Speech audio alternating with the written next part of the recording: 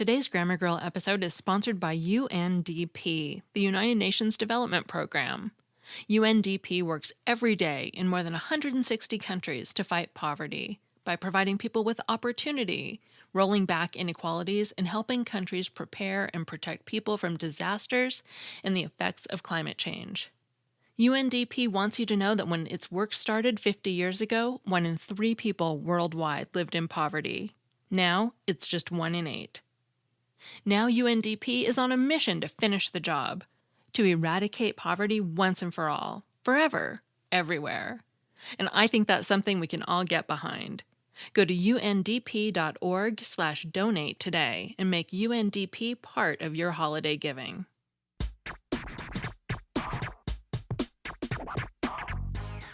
Grammar Girl here. I'm Mignon Fogarty, and this week I have a quick and dirty tip about the difference between hone in with an N and home in with an M, and a meaty middle about tricky apostrophes. Let's start with homing pigeons and sharp knives. When you get closer to finding a difficult truth or finding a hiding criminal, you home in on them, just as a homing device allows you to find something. Put an image in your mind of a homing pigeon arriving home to a lovely enclosure on top of a grand castle like the Windsor Castle or the Tower of London to remember that you home in on something.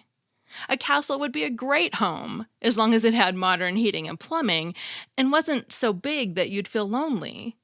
And you don't want it to be so big that criminals could hide and then you'd have to home in on them with your homing pigeons. So maybe a small castle with a homing pigeon enclosure on the roof, just in case, would make a good safe home. Here's an example of homing in a sentence. Aardvark quickly homed in on the weaknesses in Squiggly's alibi. Next, hone with an N means to sharpen and comes from an Old English word that meant stone or rock. You hone a knife on a sharpening stone. Think of it as a honing stone to remember that to hone means to sharpen. It kind of rhymes and both words have an N. You don't hone in on anything except maybe a sharp blade. Here's an example of the verb hone in a sentence. Squiggly honed his cooking skills in Montreal. If you think you'll still have trouble remembering the difference between hone in and home in, the American Heritage Guide to Contemporary Usage and Style suggests using the phrase zero in as an alternative to home in. Then I wondered where we get that phrase, and it appears to come from shooting culture. According to the American Heritage Dictionary of Idioms, those American Heritage people get around, to zero in on something means to direct your attention to it, because when you aim a gun at something, you're directing your attention on it. The zero part comes from the crosshairs you see through a scope, because if you're aiming perfectly, directing all your attention so that the center of the crosshairs are on your target, you're at the point that looks just like the intersection of the x-axis and y-axis on mathematical graphs, which is labeled 0, 0. And that's why directing your attention toward something, just like homing in on something, is called zeroing in on it. And as a complete aside, I was asking my husband about guns and scopes while I was writing this, and he told me that originally the lines you see as crosshairs were made of spiderweb threads. And that seemed too fascinating to be true to me, but from what I could find on the internet, it does appear to be true.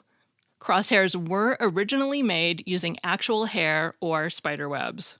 So getting back to the quick and dirty tip, to find something or get closer to something, you home in on it or zero in on it. You can remember to use home in by thinking of a homing pigeon on the roof of a castle. To hone something is different. It means to sharpen something, and to remember that, you can think of a honing stone for sharpening a knife. Before we get to tricky apostrophes, there's still time to give the perfect custom gift, because Blurb's custom photo books make gift-giving easy. Blurb's free bookmaking platform allows you to create customized, professional-quality photo books for loved ones from your computer, iPhone, and iPad. Want to throw an album from your phone onto the pages of a book? You can make a book in minutes with their new mobile app. Make thoughtful, one-of-a-kind gifts that won't be forgotten. For example, it's fast and easy to make family photo books, travel books, cookbooks, Instagram books, and more. Turn your most popular holiday recipes into a cookbook the whole family can enjoy. Relive your family's memorable moments in a photo book featuring the best of 2016. You can print one copy or many and give one to everyone in your family. With Blurb's free creation tools and range of formats, you can make photo books, trade books, magazines, and ebooks in a range of shapes and sizes, including square, portrait, and landscape. I downloaded one of their free creation tools last week for a project I'm dabbling with, and it looks amazing. If you want to put your memorable holiday photos onto the pages of a beautiful book or make another kind of book, go to blurb.com/grammar and enter the code GRAMMAR for 25% off quality custom books. That's blurb.com/grammar and the code GRAMMAR at checkout for 25% off. Blurb. Make a book, leave your mark. And if you're making a book, you want to get your apostrophes right. So let's talk about a tricky case. Last month, we had an article on the Quick and Dirty Tips website with the title, 10 Facts You Should Know About Homeowners Insurance. What you didn't hear was that behind the scenes, the editor debated whether to put an apostrophe in the word homeowners. This topic also comes up in the news when there's a writer's strike or teacher's strike.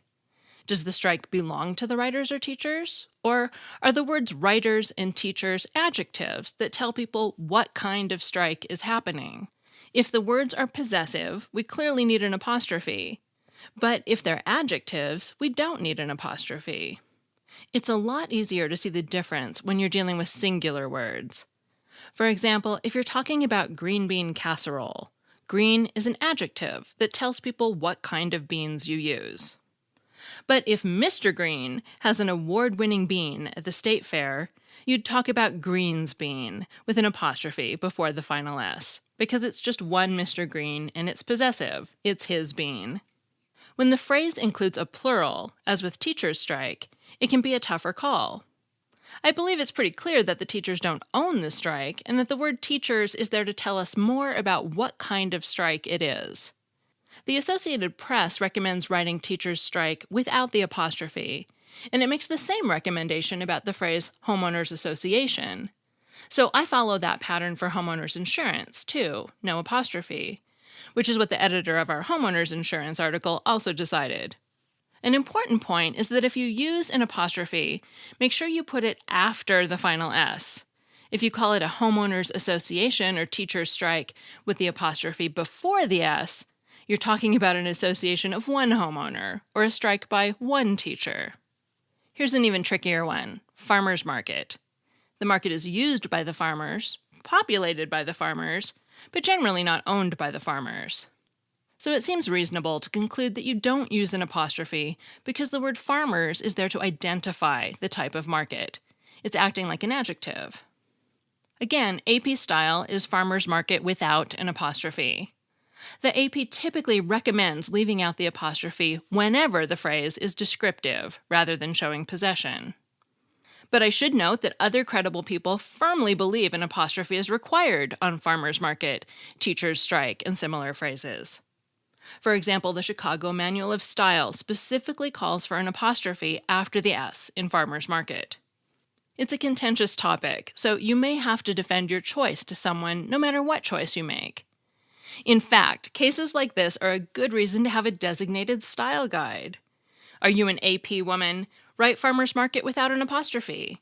But are you more of a Chicago man? Write farmer's market with the apostrophe. In some sentences, though, you can't just default to the style guide standard when you see these common phrases. Because even though I just told you not to put the apostrophe before the S, occasionally you do want it before the S because you are talking about one person. Here's an example. It's fine to write this without an apostrophe. We now offer homeowners insurance. Homeowners is descriptive, so it doesn't need an apostrophe. But if you work in an insurance office and you're writing an email to ask whether one specific policy got sent to one specific person, you want an apostrophe before the S. Did you mail the homeowner's insurance policy? Again, you write that with an apostrophe before the S in homeowners because you're talking about one policy that belongs to one homeowner. It's singular and possessive. It would be the same thing if there was a man named Farmer who owned a market, and you were writing, "Do you want to go to Farmer's Market today?" Just like when we were talking about Mr. Green's bean, you'd want the apostrophe before the final S, because you're talking about Mr. Farmer's Market.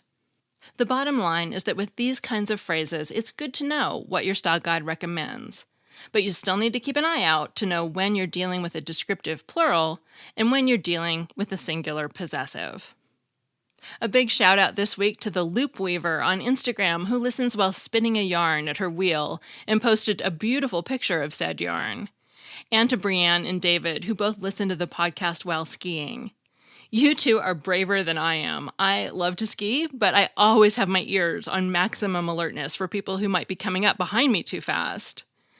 I guess I could listen on the chairlift. I never thought of that before, so maybe I'll try it. Of course, I almost dropped my phone, a pole, and a glove last week trying to take a picture from the chairlift, so maybe I should just keep my phone in my pocket and enjoy the scenery. You can actually see that picture on my Instagram account if you want to. I'm the Grammar Girl on Instagram, and now you'll have the extra special experience of imagining me juggling all my equipment while trying to take the photo. Also, thank you this week to Mama Damaris and SF Redhead, who wrote lovely reviews at iTunes. You made my day. I'm Mignon Fogarty, better known as Grammar Girl. You can find transcripts of this podcast and all my other articles at quickanddirtytips.com. That's all. Thanks for listening.